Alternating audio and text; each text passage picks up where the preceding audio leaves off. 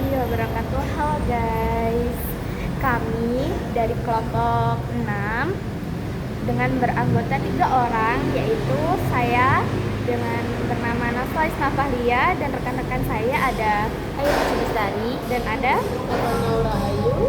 Jadi di sini kita itu ingin membahas tentang kasus yang lagi booming, tahu, tentang 9 santriwati yang dicabuli dan diperkosa oleh pemilik pesantren tersebut.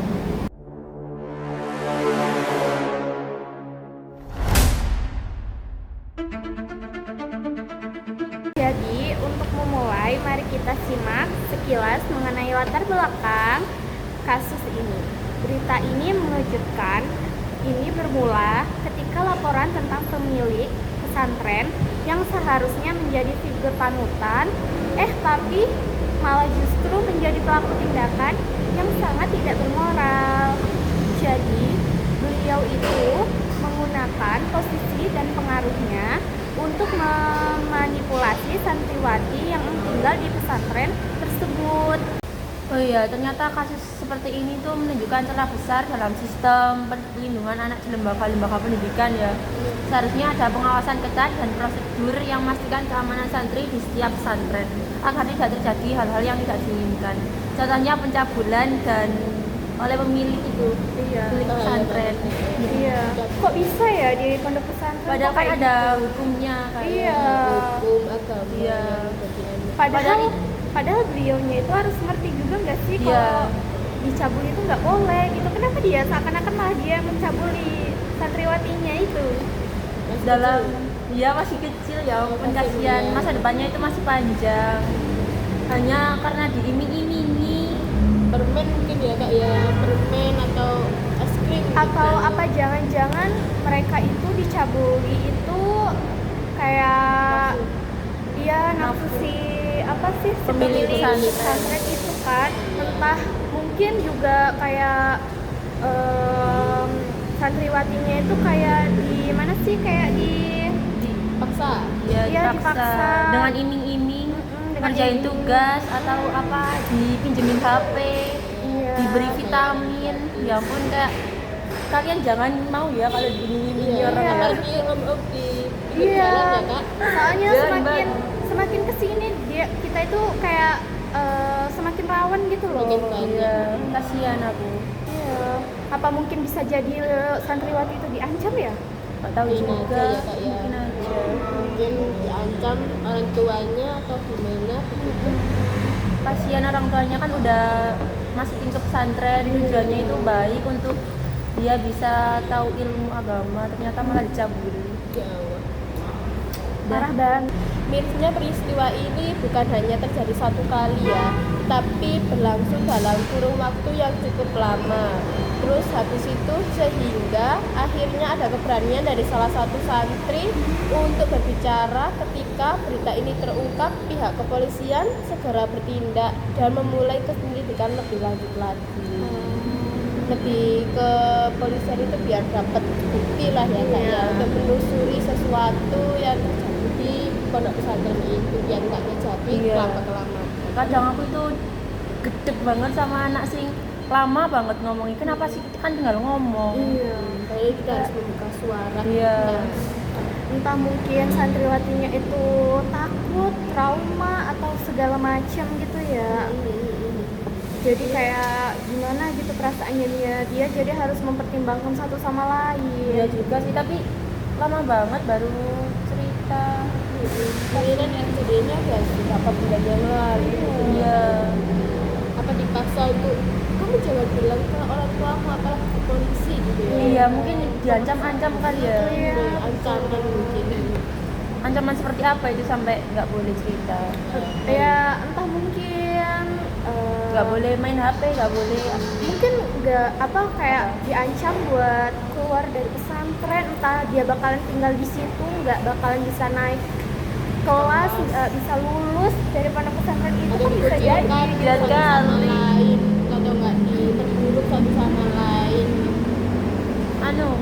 Tidak berperi kemanusiaan Iya banget. betul.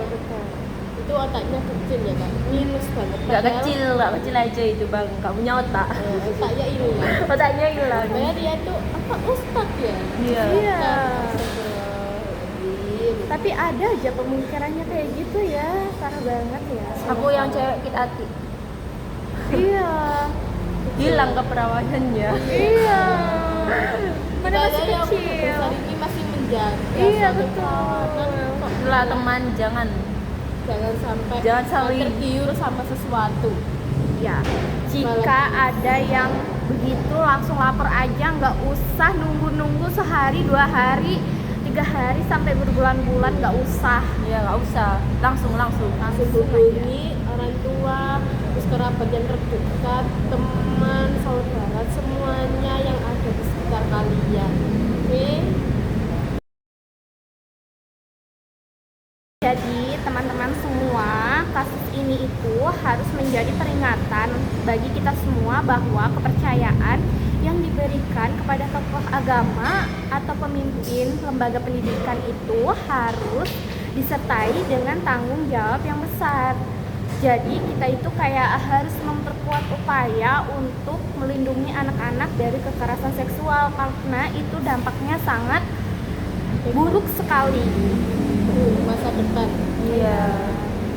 Bahaya juga sih ya Kak ya, kalau anak sekecil itu harus kehilangan sebuah perawanan Anak kecil dunia. itu berkelahi Dengan pemilik pesantren. Parah banget. kita nggak bisa Iya. ngebayangin seberapa traumanya dia itu.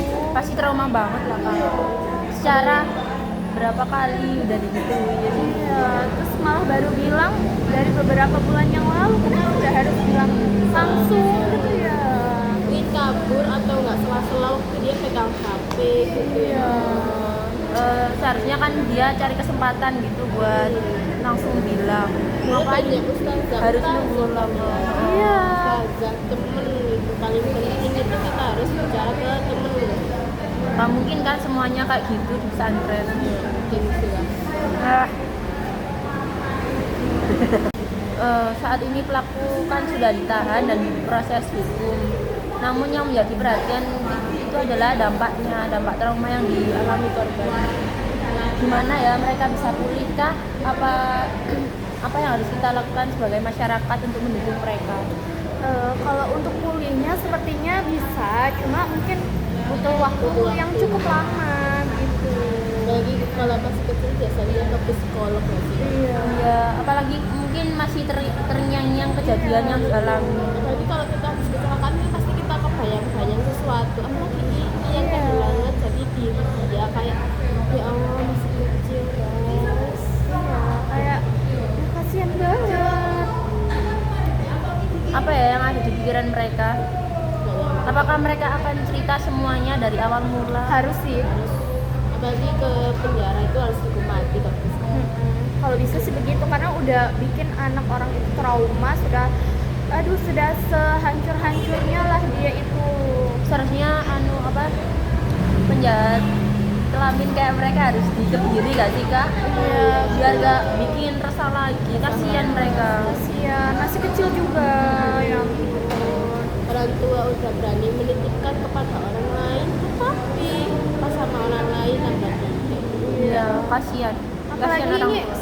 sebuah pondok pesantren loh ya, yang harusnya tentang ilmu agama itu tinggi, tapi malah kenapa kayak gini gitu loh. Ini kayak malah kayak dampak buruk gitu loh bagi santriwatinya. Kasihan banget. Kayaknya nggak satu anak yang diperkosa itu aja. Iya, ada temen-temennya juga Iya. mungkin ya kayak 9 orang, 9 orang. 9 wanita, 9 cewek, 9 perempuan. Bayangkan Kita nggak- cewek-cewek seperti Iya. kita diperkosa. Nauzubillah min zalik. Nauzubillah. Ya Allah, Semoga- astagfirullahaladzim. Semoga kita dijauhkan dari hal-hal yang buruk kayak ini. Amin. Kalian kalau di mini jamang ya teman-teman, Jangan ya. pernah mau. Jangan jadi ya. Mari kita bicarakan tentang langkah ke depan. Kita membutuhkan kolaborasi antara pemerintah, lembaga pendidikan, dan masyarakat untuk menciptakan pendidikan lingkungan yang aman baik anak-anak, pentingnya bagi kita untuk memproseskan edukasi tentang hak-hak anak dan melaporkan jika ada pelecehan selanjutnya. Jadi undang-undang itu ya harus penuh ya. Iya, harus. Nggak topik, matani, nggak topik. Jadi kayak anak-anak yang menjadi korban kekerasan itu ya, kekerasan seksual itu sangat membutuhkan pendampingan psikolog jangka panjang untuk memulihkan kondisi mental dan emosional mereka. Jadi dengan dukungan dari keluarga, teman, sahabat atau kerabat gitu ya, dan komunitas itu sangat penting dalam proses ini. Jadi kayak bisa mengendalikan gitu loh. Aku nggak bayangin kalau mereka santriwati yang udah direcehin tapi nggak ada pendampingan orang tua. Kan kasihan mereka mendem sendiri kan. Apalagi kalau dia anaknya yatim atau piatu Iya. gitu kan. Terus dia ditinggal sama saudaranya. Dia introvert. Iya. Jangan-jangan gitu. Itu Kasihan banget. kasihan banget. Kalau dia Kayak introvert ya kak ya, jadi dia nggak berani buat Iya, ngungkapin sepertinya. masalahnya kayak Iya. sepertinya begitu sih.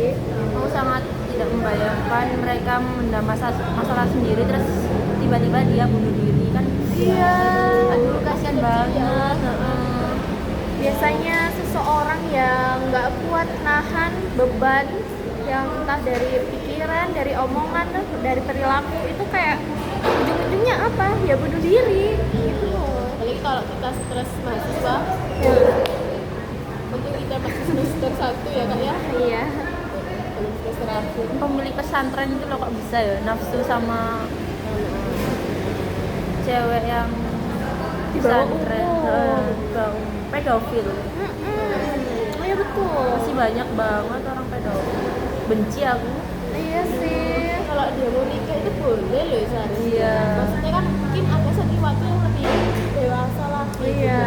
Misal kamu mau nikah sama saya, terus baru itu gak apa-apa. Mungkin nggak mau ya dinikahi om-om. Iya.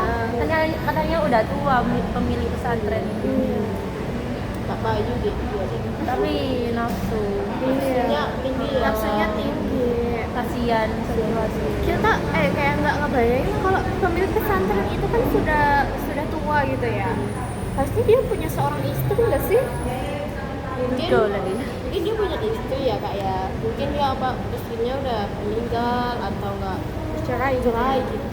Atau mungkin nggak bisa muasin nafsunya. Iya sih. Jadi dia kayak melampiaskan ke santriwatinya itu ya sampai 9 anak. Wah, bayangkan. Sama anaknya pemilik pesantren kan juga. Iya. Oh my god. Gak menyangka sekali seorang anaknya sendiri ya. Dia jatuh tidak jauh dari pohonnya kan. Iya. Anak itu selalu mengikuti jejak orang tuanya. Iya betul. Kasihan tapi ya 9 anak santriwati. Pasti dia cerita ke mungkin selanjutnya itu ke suaminya itu pasti kayak aku pernah punya pengalaman kayak gini itu pasti sakit banget gitu. Jadi suaminya itu kayak sakit, hancur juga gitu. Jadi terima kasih sudah mendengarkan tentang kasus yang kita bahas hari ini tentang 9 santriwati yang diperkosa dan dicabuli oleh pemilik pesantren tersebut di Kepulauan Riau. Jadi jangan lupa untuk berbagi cerita atau kasus ini ya, agar lebih banyak orang sadar akan pentingnya melindungi generasi muda kita gitu. Jadi terima kasih, sampai jumpa.